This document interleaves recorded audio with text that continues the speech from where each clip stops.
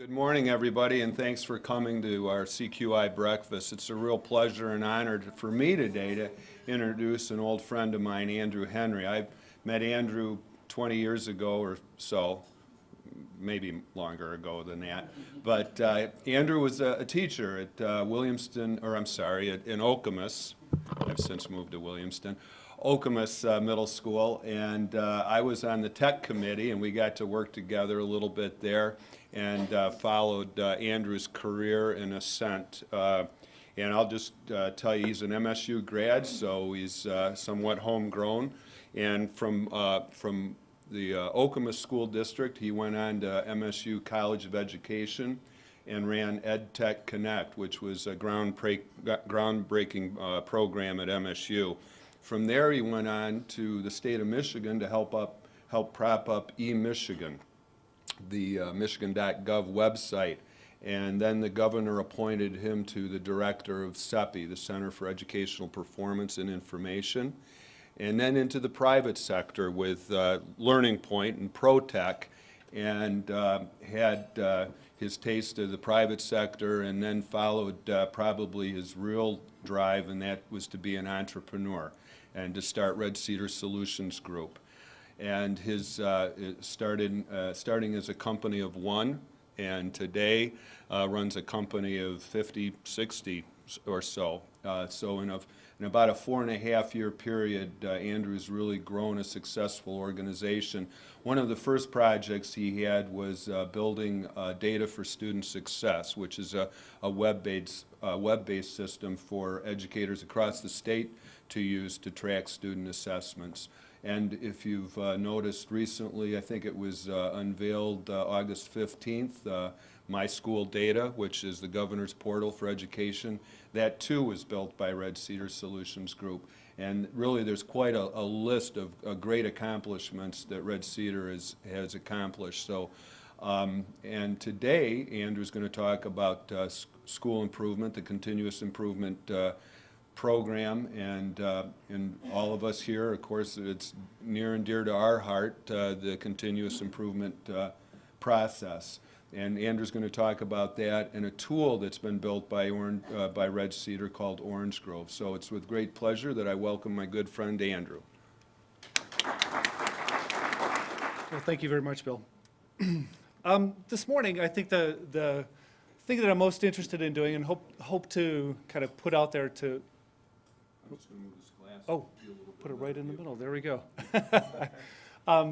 And to spend a little bit of time talking about what high-performing schools do, that I think, you know, as Bill said, and as we had talked about this presentation and this talk this morning, it's the kind of thing that businesses think about, that in the private sector we're always working on, and we don't think so much about schools sometimes as doing similar activities that we do, but in fact they do. So, you know, kind of the theme here is going to be, you know, what can a business learn from school improvement? The overall tack, as Bill said, I mean, the overall tack is going to be to talk about the school improvement process. You know, if you are one of those Demings devotees, you will know and understand what the connections are, and you know, we'll kind of move through that. Would certainly be glad as we walk through here to field any kind of questions. I'm glad to make this more of a discussion. You know, we're not a big group, more of a discussion rather than just a talk. So feel free if there's any kind of burning issues that you're going to jump out of your seat. I'm glad to field those.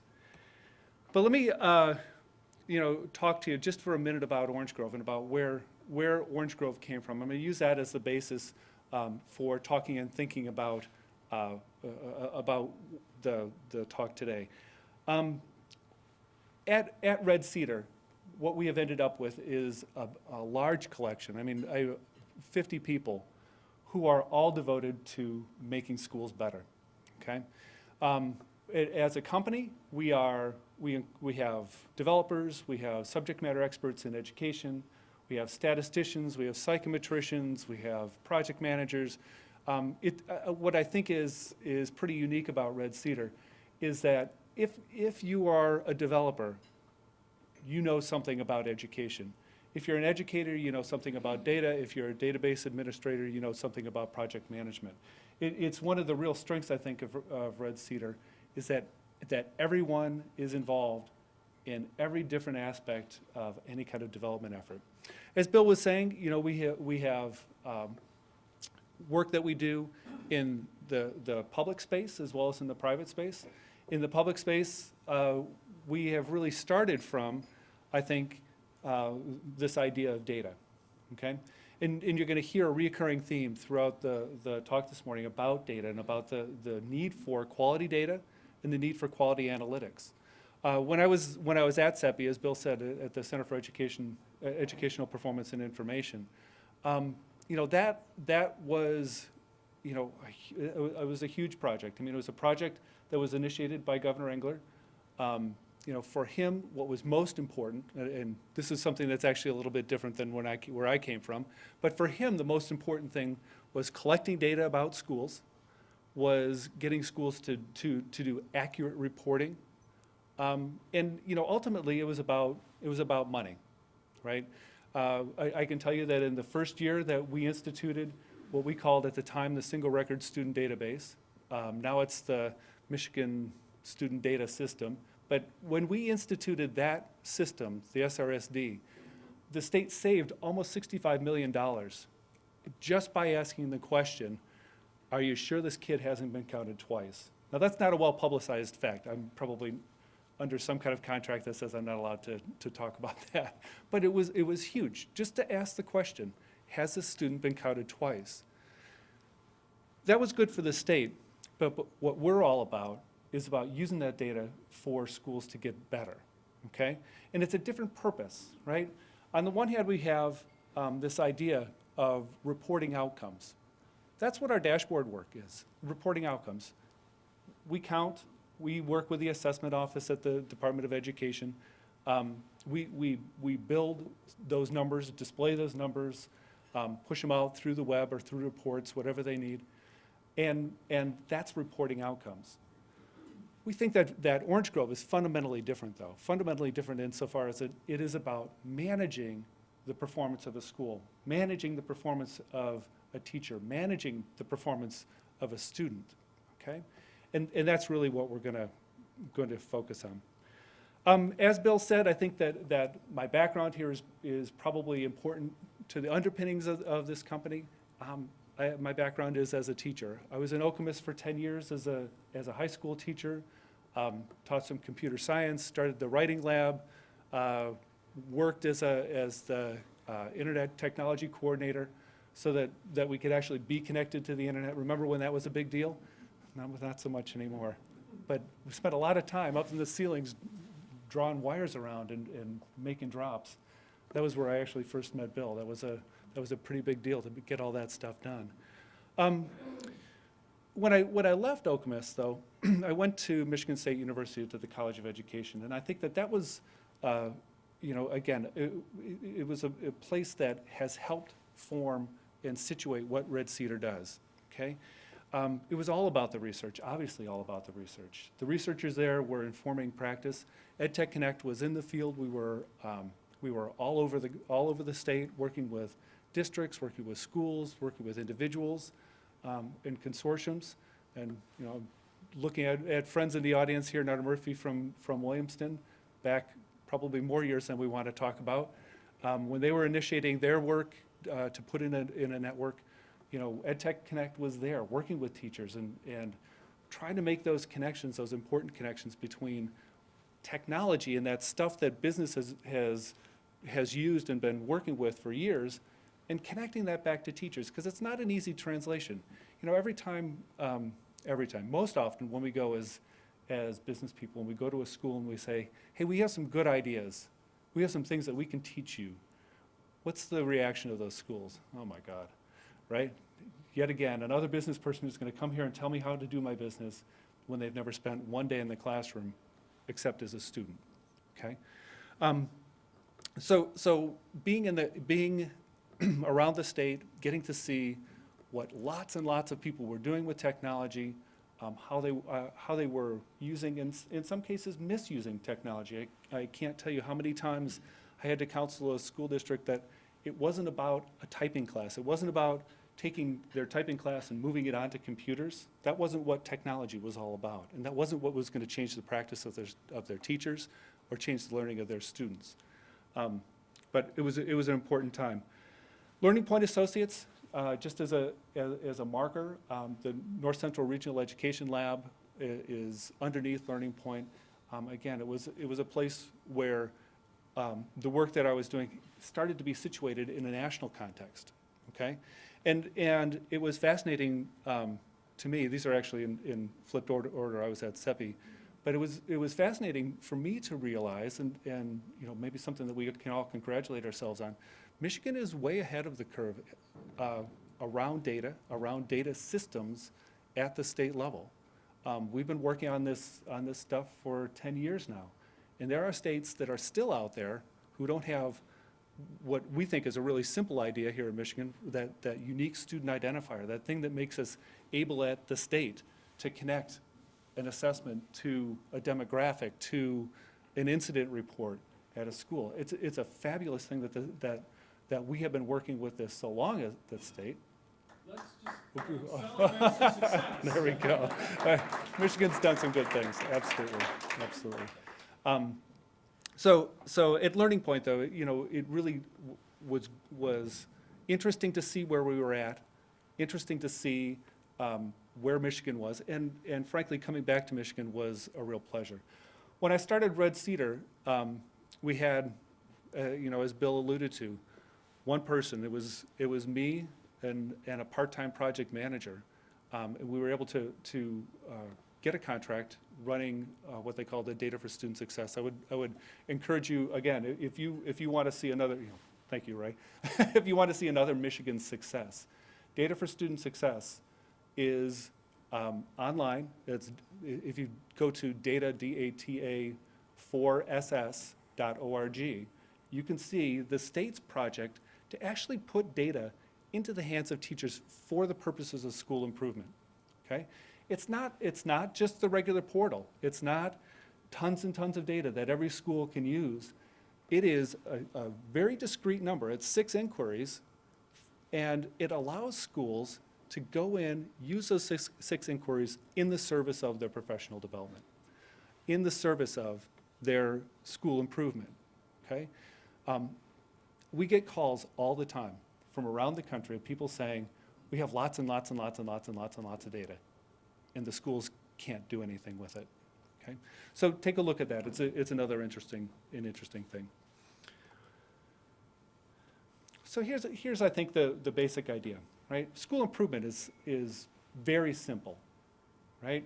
If you listen to Demings, if you listen to school improvement experts who are kind of singing out of the same hymnal, school improvement should be very straightforward and should be easy.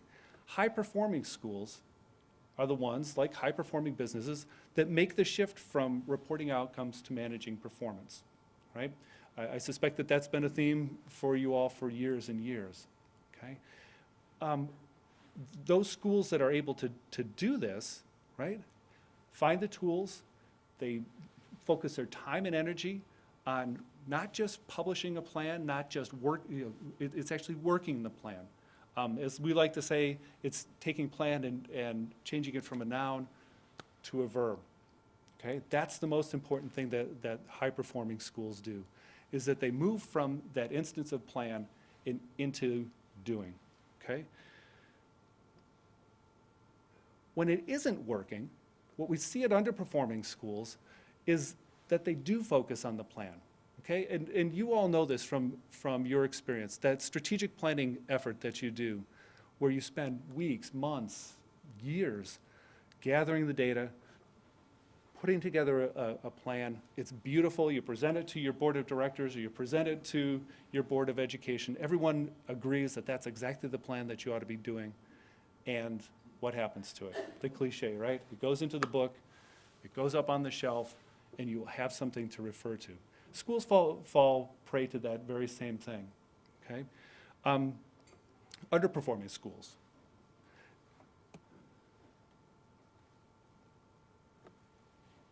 What the low performing schools are challenged with are a couple of things, okay?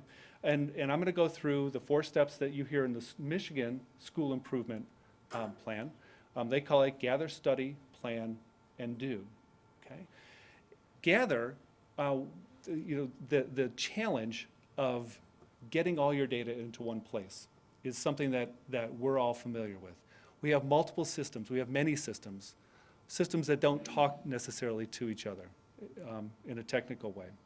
So one of the challenges that schools absolutely have is that they have an HR system, a financial system, an assessment system, maybe an interim assessment engine that sits not in their own school district, but somewhere else. It's in the cloud somewhere. They have a student information system, all these different systems, right? And they don't talk to each other. So it's really hard for a school to understand in a single kind of snapshot what they look like. Okay? When they get to studying their data, okay, one of the things that schools are often challenged with, now I want to say that there are a lot of projects out there that help schools get lots of data, okay? One of the challenges, though, is that they're often left with those business intelligence tools, those BI tools, that let them ask the wrong question at the wrong time, of the wrong data, come to the wrong conclusion, and start off in the wrong direction. Let me tell you a story that always sticks with me. This is probably 4 or 5 years ago, working with a school. And that school was trying to figure out, what are we going to work on next? What are we going to do? Things are not happening the way they need to be happening. And they were a bunch of motivated individuals. They were smart. They brought in their community. They made all of the right moves around strategic planning. They were looking at one day at all of the data. They had just reams and reams of printouts all over the room. Okay, they had available to them a data warehouse. You will hear that. There's a great initiative at the state of Michigan to support regional data warehouses. But what they were getting were reams and reams and reams of reports, lots of numbers. And I'll show you a picture of one a little bit later, but one of these reports indicated that they were way behind in the state, comparing their own scores to the state on this one area in mathematics. And it was amazing, I got sucked into it just like everybody else did. We're looking at this and like, there's an 80% difference. Oh my gosh, we need to focus on this. We need to pay attention to this. And everybody starts churning, right? We're gonna have a new math program, we're gonna do this, we're gonna do that. There's probably 20, 25 minutes of discussion around what are we gonna do with this math problem. And finally, one of the teachers actually looked at the data, spent probably that whole 20 minutes looking, delving, figuring this out. And she raised her hand and she said, we're sitting here making a decision that we're going to change our whole curriculum around math. And do you know that this score here was based on one question? I mean, everybody was frozen in their tracks. I mean, you think about that. Here's a student that takes a state assessment, hundreds and hundreds of questions, and you've got a group of committed individuals sitting around a table deciding that they were going to change their whole curriculum based on one question. That's what I'm talking about here with quality analytics, okay? They're the analytics that ask the right question at the right time, that allow you to make the right action, okay? That's something that's super important and is pretty hard. This is what I was talking about before. Changing plan from a noun into a verb, okay? When you're planning means that what you're trying to do is get to a document, okay? And here's a place where schools who are underperforming miss the boat.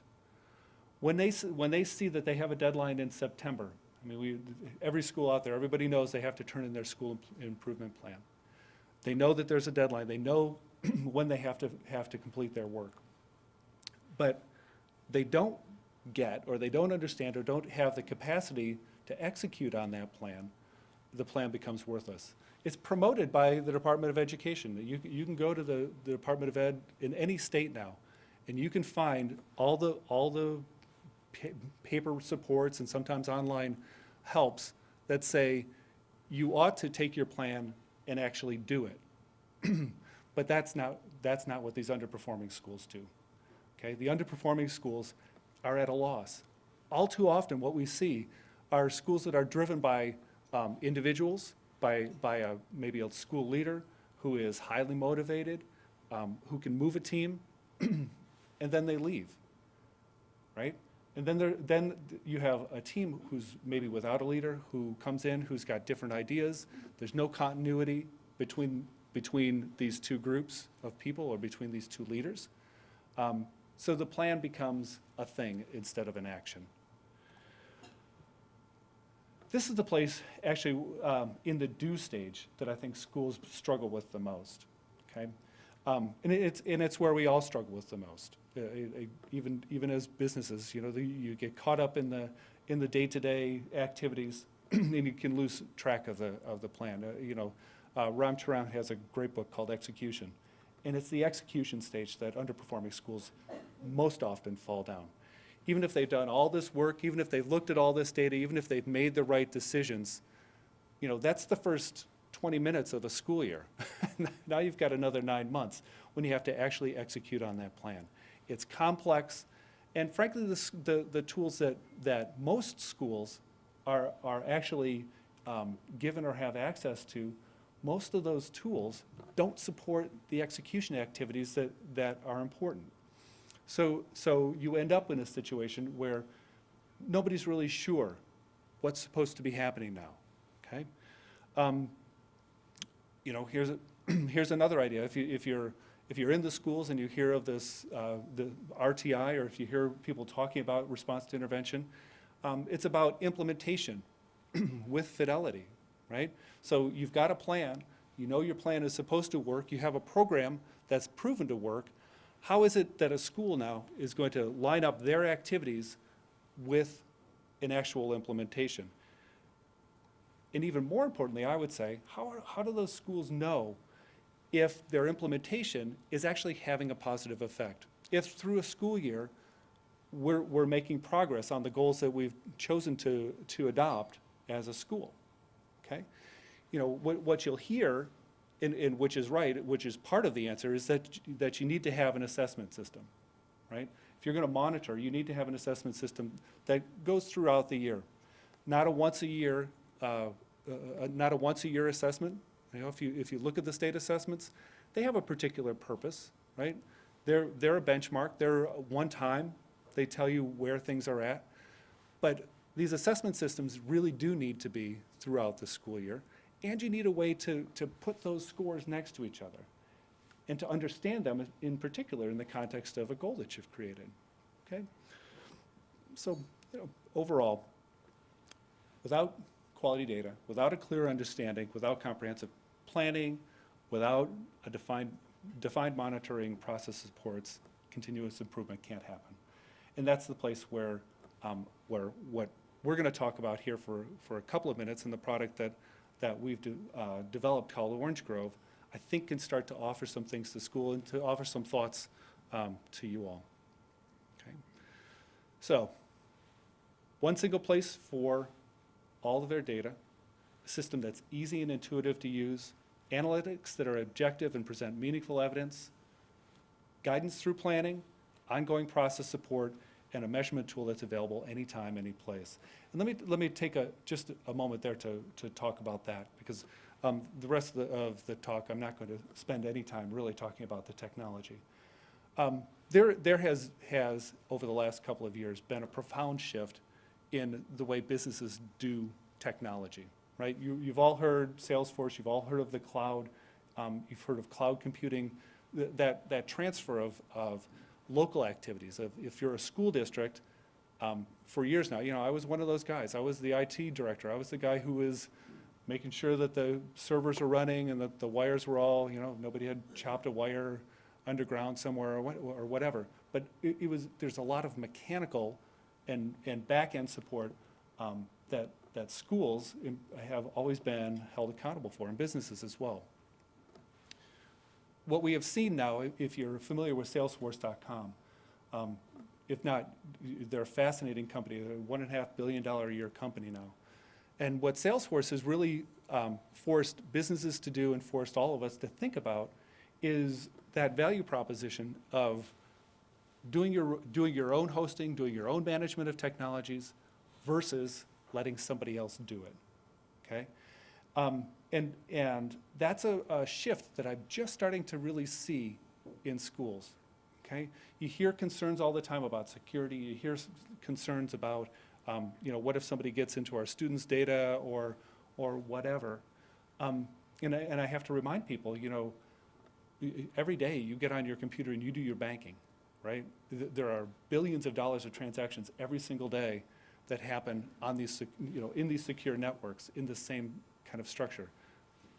Moving a school technology off of a local platform, off of, that services only available within a small enclosed network is really not where we're at, and that's not where we need to be. We've seen in the state of Michigan, the intermediate school districts have been able to make some of those transitions. I think that those shared services agreements and so on are important. And I see schools also making kind of this last leap of looking at all of their services and thinking, how can we outsource those? How can we make those not only safe and secure, but available 24/7 in a SaaS model, in that software as a service model, something that's subscription-based, you don't necessarily own anything and lives in the cloud. That's the approach that we've taken here. We have gotten a fantastic response to that. In fact, one of my favorite moments of any moment when we're first meeting with a school district is that time when the technology director sits at the table at that first meeting and says, so what does this mean to me? Does this mean I need more staff? Does this mean I need to install something on everybody's computer? And we can happily say, nope, really all you need is a web browser. And they lean back in their chair and they relax and go back to their BlackBerry and talking to people, right? So that's what we're talking about here. In part is moving schools into a new paradigm, a new way of thinking about technology, and a new way of thinking about their school and their systems that are in there. So I'm actually going to go into a demo now. We'll see how well I do with this. Can never. Oops. If you want to take a look at our software and at the site, it's orangegrovschools.com. You can find out a lot about what we do, but I'm going to go right to the application. Let's see if I'm still logged in. I might not be.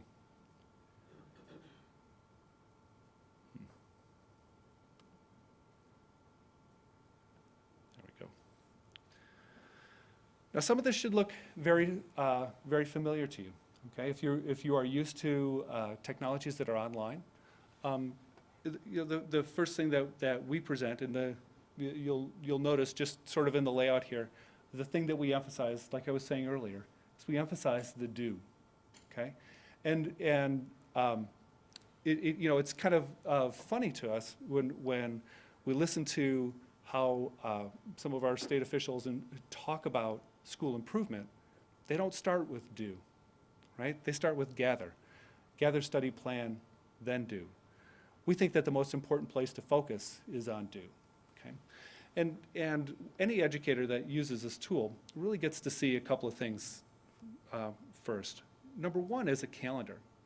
Now this might seem like a trivial kind of activity, but what we found when we spent time with schools, when we talked to school leaders, when we spent time with school improvement teams, was that the coordination of activities was a difficult idea, okay? And you think about schools. I'm going to look at Chris Rue here, one of my Red Cedar colleagues.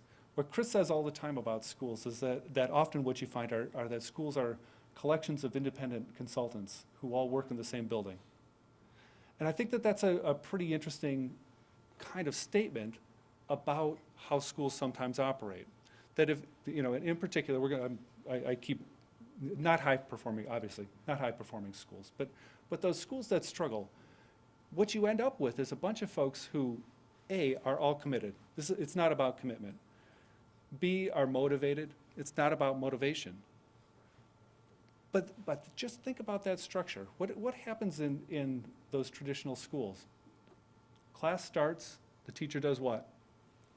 Closes the door, and for 50 minutes has students, does their thing, the bell rings, they open the door and release them to the next person who closes the door, okay?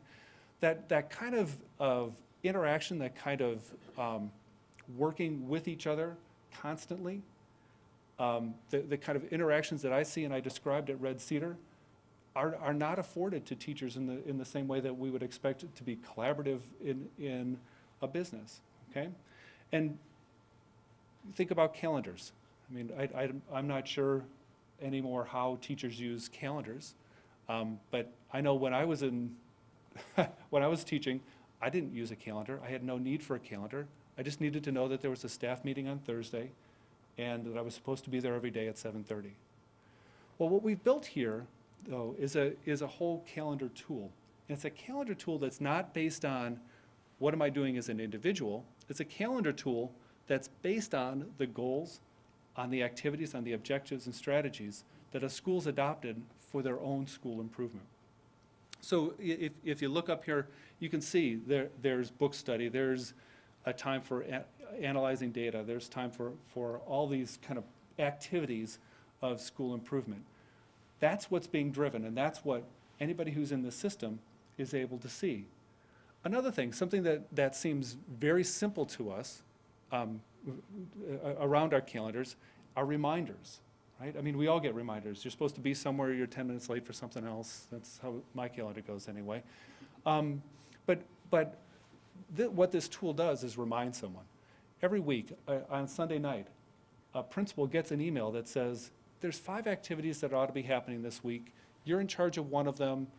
You have 2 teachers in charge of 2 of those other ones, and then as a group, you've got 2 activities. There's a whole reminder system in here. Again, tied to goals, strategies, activities. All of those things have to be front and center. When we look at these strategies, you know, the strategies, having them in front of us and having displays in front of us all the time that are telling us about whether, you know, this particular example, do we have evidence of implementation of a certain kind of activity, okay? Having those in front of us all the time, giving us those checkpoints on a weekly basis, on even a daily basis, of whether we are moving forward in this idea of completing our strategies. Having in front of us objectives all the time. What are the objectives of our school improvement activities? They're available here on the dashboard, and you know, and all of these have the ability to drill down. We give schools the ability then to tie data directly to goals, okay? And you know, here's a particular example that if you take a look at, there's an objective around social studies proficiency, and every day or once a month, a school can go in, they can recheck their target and looks at their data that they've associated with an objective and tells you whether you're making progress or not. Again, these are things that seem straightforward, that seem intuitive, and most often schools aren't given easy access. Remember, we wanted to make this easy for schools, aren't given easy access to that kind of a tool, okay? And you know, again, we could do the same thing with the activities and kind of drill into there. Have they been started? Have they been completed? And show us all of that, okay? So starting with do, let's see how we get to do. Let's go to gather, okay? One of the things that I think is important about this particular tool, I'm gonna kind of move through here, but selectively. We were talking earlier about data, about the many different sources of data that a school has, okay? And if you've been in a school system, you know that this is a pretty arduous process for the most part, is getting a hold, if you're a principal, getting a hold of your data, okay? So we've thought about, and in this tool, have made it very specific to what happens in a school. When we went out and interviewed principals all over the state, what we heard was, I have to give people my data, I have to fill out forms, I have to do all these things. The data goes to the state, the data goes to the district. If I get it back, I'm lucky, because I'm not really in control of my own data, which seems, we put a lot of responsibility on a principal. Ultimately, that's the person who's going to be hired or fired, depending on the performance of the school. And yet, there's all these people all around them that have more control of their data than they do. So what you can see here is the different types of data that, in this particular example, this particular demonstration, there's all kinds of data that are available. We think it's important that you're able to see in the same space your state assessment data, that's the MEP up there, or MME if you're in high school, that you're also able to see interim assessment data, okay? Data that are created on a monthly basis, let's say, based on a testing schedule that you've worked out with a third party. So here we've got the performance series from Scantron, NWEA's map data. I mean, there's lots and lots of data sources that schools are using for those interim assessments. I think the important part here is that what I said to the developers early on was a principal needs to be able to control, use, and view their own data, and they need to upload it. Here's the big thing, right? So here are all the data sets that are available in this particular example, okay? And let's just say they wanted to do ACT and upload their ACT data. What used to happen in the past is they would get their results. It would sit over here all by itself. They'd have to look at it, print it, maybe put it into an Excel spreadsheet. What we've done, though, is say, listen, we know that you get, in this case, ACT Explore data. You get it from the vendor, and you're able to take that CD and do something with it. Here's the 3 simple steps that you as a principal can do. And, look at these directions. Any one of you out here could load that data yourself. So think about what a principal is able to do now. They don't have to have a techie come and sit next to them, okay? They don't have to wait until somebody processes it and throws it into maybe a large data warehouse that actually has what I would say is a different purpose. They don't have to do any of those things. Here's the 3 easy steps to loading that data. You don't have to create your own data mapping. Your district doesn't have to do any kind of specialized work. It's already done and it's built in here.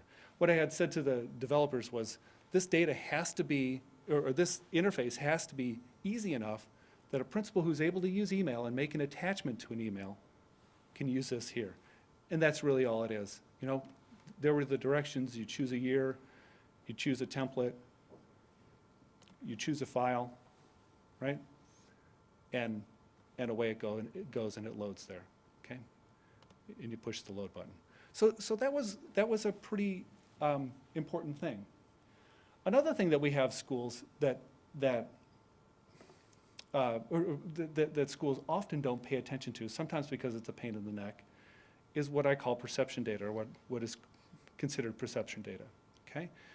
And if you kind of look at what these are pre-constructed surveys. They're not surveys that Red Cedar created in particular, but they're in the public domain, and you're able to use them.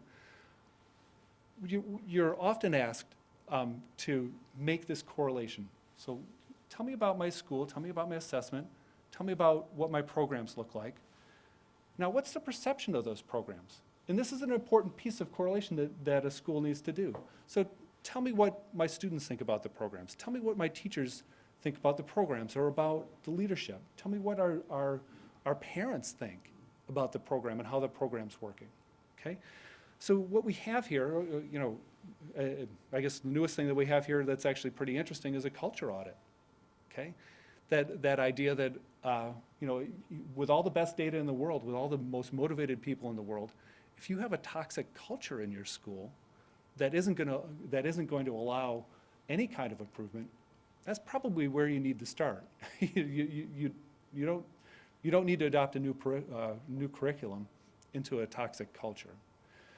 But this tool asks you to focus at least some of your attention on perception. Another thing that high-performing schools know that that lower performing schools seem to struggle with is the number of interventions, the number of programs, policies, or practices that are happening in a school at any one time.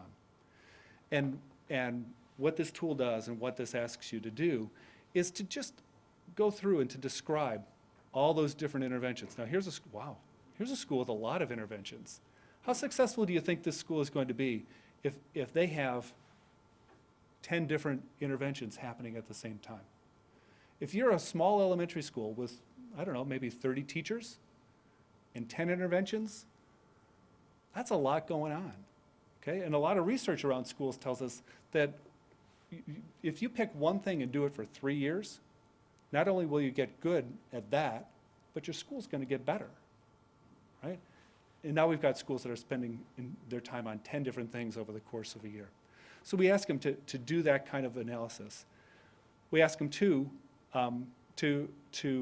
go through here and associate their interventions with data, and I'll show you that in a second. This is our newest feature, actually with very little words around it. We just will be releasing it on Thursday. I think I'm probably not supposed to be using this site. But let me tell you about what it is. It is. What this part of the software is all about is rostering.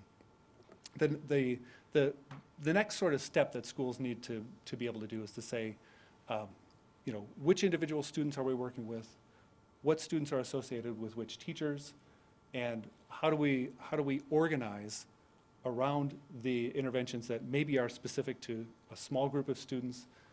I was mentioning before the response to intervention. This is the first step of RTI, is making that connection between a student and a teacher, making it explicit, making it something that one teacher can pay attention to a small number of kids, okay, through a profile, who are identified for improvement in certain chosen programs.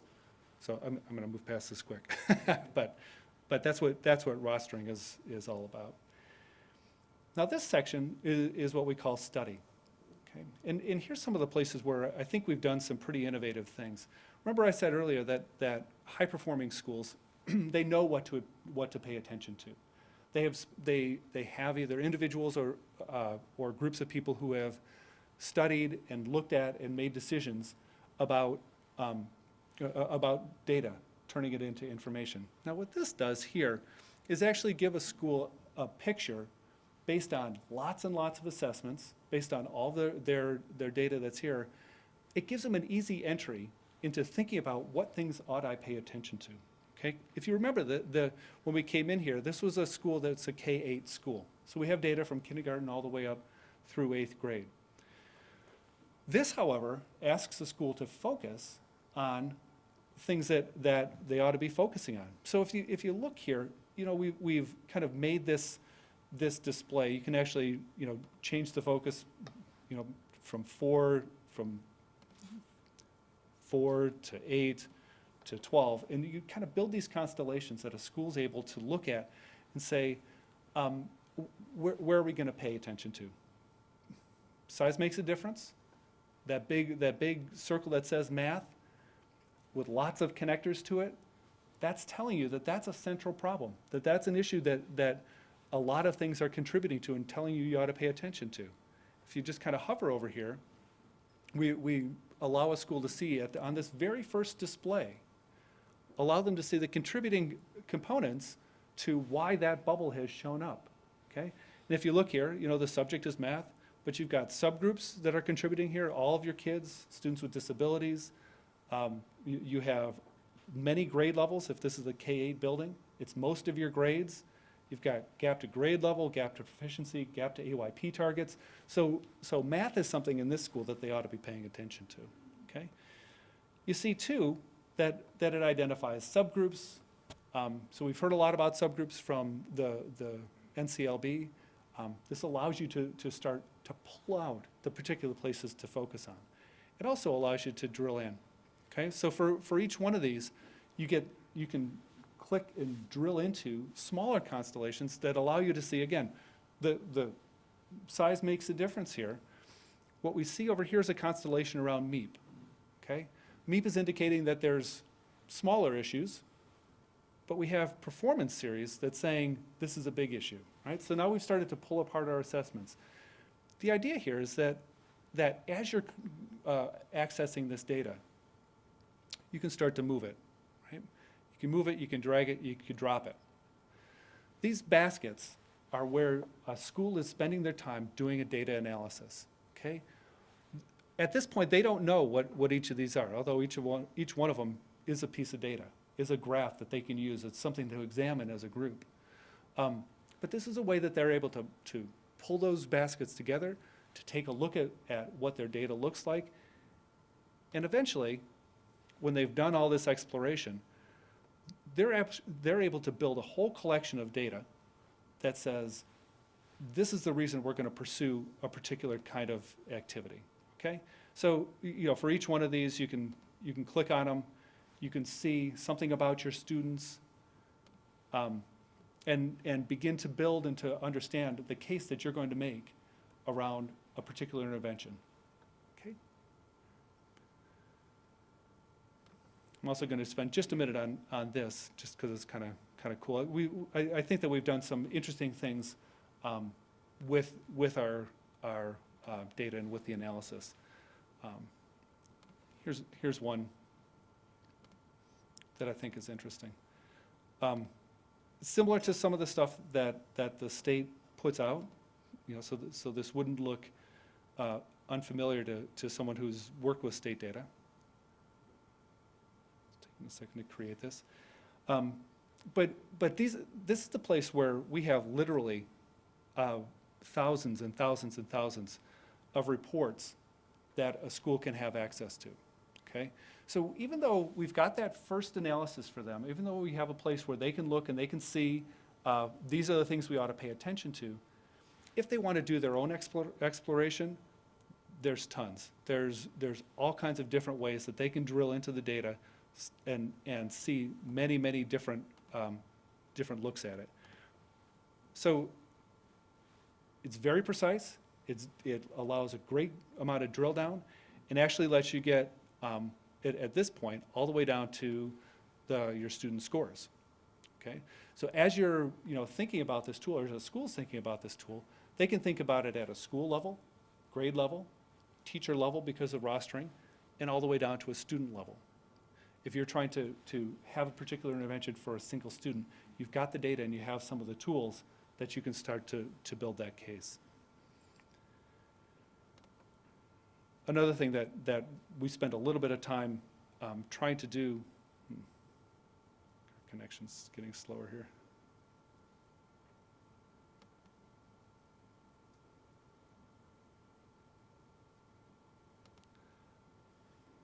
Students are waking up. Yeah. All right, we might just go on. Lots of different views. Let's keep it at that. And the question is, again, now that we have all the data, you've seen kind of the do end of things. Study and plan are the two things that are in the middle. The study piece, let me just sort of put it out there that we ask schools to identify contributing factors. We understand that the data is not the be-all and end-all. That all that data that we've looked at and collected can't give us all the answers. We know more about our schools than the data tells, right?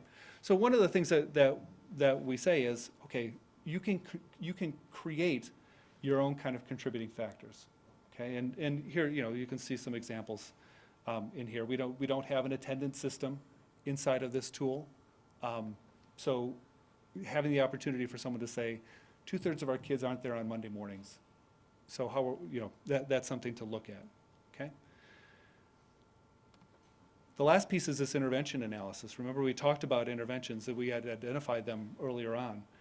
What we do and ask in this section is that people actually look at those interventions, identify the data that's associated with those interventions, okay? One of the easiest and earliest slices on an intervention analysis is for a school to say, we have no data to support the idea that we've instituted this particular intervention. And we could go through and we could edit and look at all these, but there's a description, there's how long has the intervention been in place? There's costs of the intervention.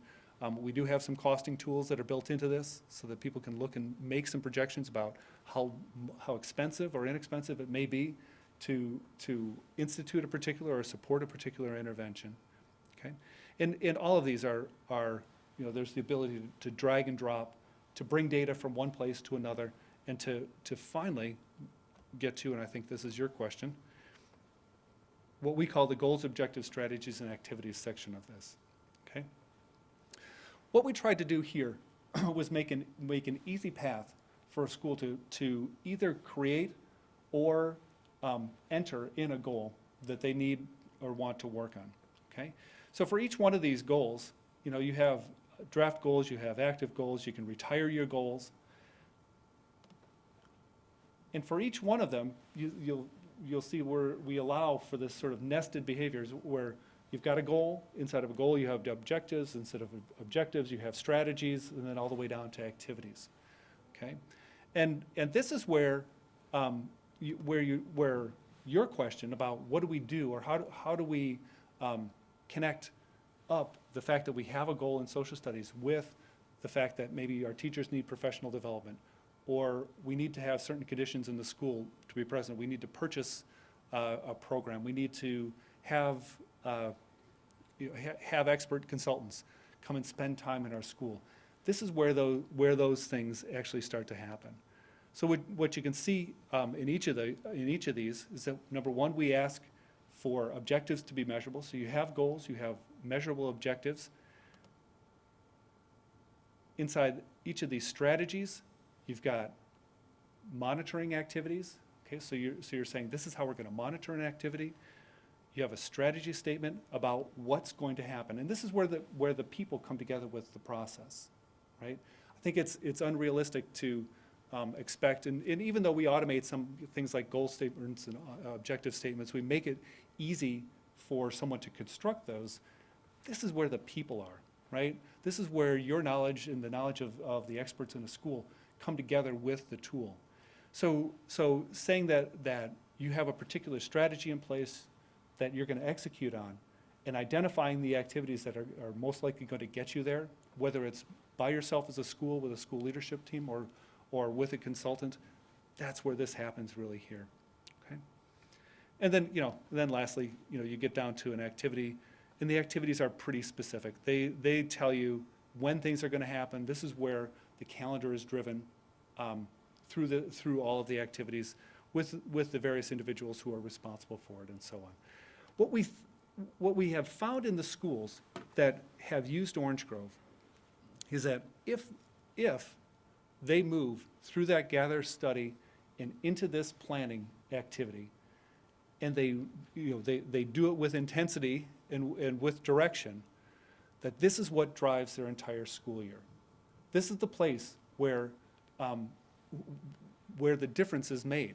Okay, it happens either offline in high-performing schools. Okay, like I said earlier, there are many high-performing schools that we have a lot to learn from, because they take this process, they understand this process, they have individuals that work it either from paper or maybe through their own mechanisms. But here, you've got the supports for it. So those underperforming schools, the schools that struggle, you can see exactly where they stop in this process. Often it's in the study, right? Often it's in, we've got the data, we think we know what the problems are. No, okay, now we've kind of got a plan, but it's in the execution and the supports. Remember, we started with do.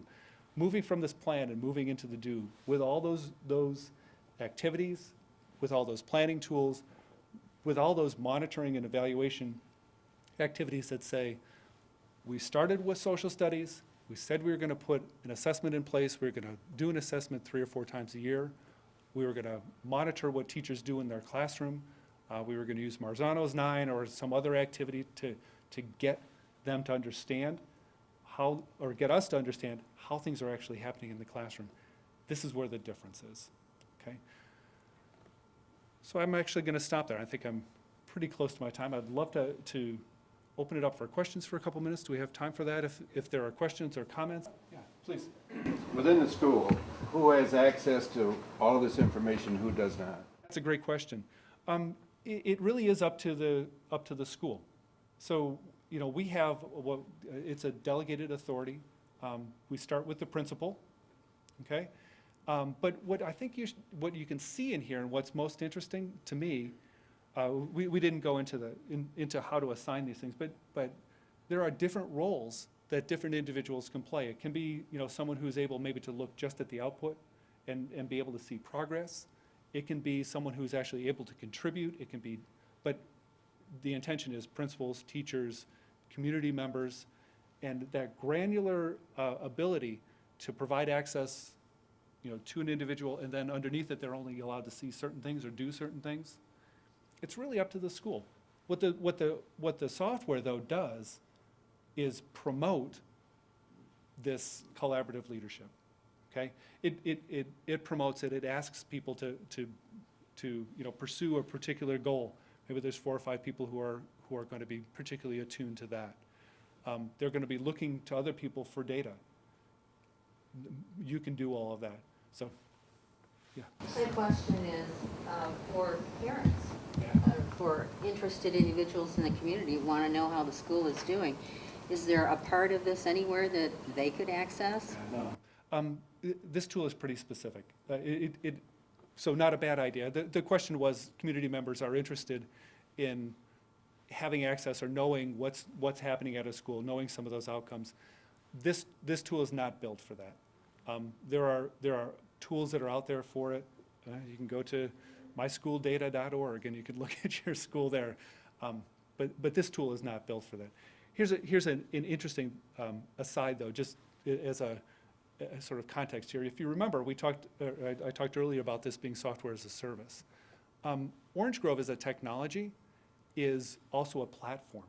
Okay, and what I mean by a platform is that literally others are going to be able to and have already built applications that sit on top of the Orange Grove platform. Now think about what that means. I think that this is actually, to me, is one of the most exciting things about Orange Grove, is that we have third parties now who are able to, with a school's permission, obviously, but are able to build an application that accesses the same data, accesses the same people and permissions, has all these different data displays, and they get to build their own functionality, okay? We have used components of Orange Grove to build applications for other people. So again, we eat our own dog food on this. Orange Grove as a platform is something that another entity, who shall go nameless until they release their own software, but they're building an application that's an accountability application. Orange Grove isn't about accountability, right? It's not about public reporting. It's not about talking to your parents. But I think your point is right on. The data's here, the information's here, and someone else who's really interested in building an accountability app can do a good job sitting on top of Orange Grove here. I have a couple of questions, Yeah. actually. The first is, in organizations or districts that have been successful in using this kind of tool, who is the practical champion? I mean, I know there's like spiritual champions, but who is the practical champion that actually makes certain that everybody that uses it understands what it's for, they know how to use it? Yeah, I think that you're going to find out it's the principal. You do need this spiritual champion, right? That superintendent. What we know from talking to schools is there has to be agreement, at least from the top of the organization to the bottom, that this is a tool that's okay to use. There's no teacher, there's no principal that's going to step out and say, I'm going to go totally rogue, I'm going to buy this, I'm going to do this all by myself, right? So there has to be agreement that it's a good tool in the system. But from the practical champion, it has to be the principal. I mean, that's the leader, that's what this tool is built around. And it, it has the supports to help a weaker principal, a weaker leader, kind of step it up. But if that principal is not engaged, this is, it's dead in the water. So my follow-up question is the second one, which is, what tools have you seen or what resources been successful in helping those champions address any cultural issues, any kind of interpersonal challenges that need to be dealt with on the team? Yeah. Does your organization provide those tools, or Yeah, have you we do. seen districts? Yeah, no, it's a great question. Our professional services team has organized all around the state symposiums and get-togethers, places where users can come, traditional users groups. Well, non-traditional users groups, right? Because it's about culture, it's about process. It's not a software. I mean, you saw the technology. Any one of you could come up here and click through this and know how to use the software in 15 minutes. The software is not the hard part. The hard part is, how do you implement all of the ideas, all of the things that happen when you use Orange Grove? How do you implement them in your school? How do you make your school stronger? And that has been our approach, right, is through the associations. We work with the Elementary and Middle School Principals Association and the High School Principals Associations to put together events to bring people together who are interested in this. It's fundamentally, even if it's not about Orange Grove, it's about leadership in a school. And that's what this is really organized around. I'm going to break in You here. are, okay. I always have that role. I know that Andrew's going to stay around afterwards to answer questions. Some of you may be willing, want to stay for quite a while, and please feel welcome to. But we did promise for those who need to get back to work that we'd be closing at 9, so I'd like to give Andrew a big applause and thank you.